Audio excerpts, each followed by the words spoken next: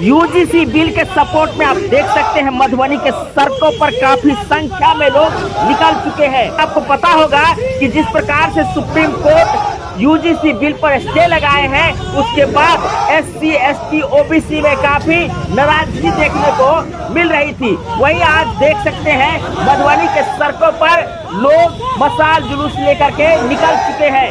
दोस्तों, आपको बता दें कि ये मशाल जुलूस जो आप देख रहे हैं, ये जो आक्रोश मार्च आप देख रहे हैं, ये आक्रोश मार्च मधुबनी के धरती से आप देख रहे हैं। दोस्तों, आपको बता दें कि काफी संख्या में सड़कों पर प्रदर्शन करते हुए लोग आगे बढ़ रहे हैं। आपको बता दें कि सुप्रीम कोर्ट ने यूजीसी बिल पर स्टे लगाए हैं, उसके बाद लोगों में काफी नाराजगी देखने को मिल रही है और ये नाराजगी मशाल जुलूस के रूप में आप देख सकते हैं। बाद बाकी आप लोगों का क्या कहना है, कमेंट करके जरूर बताइएगा।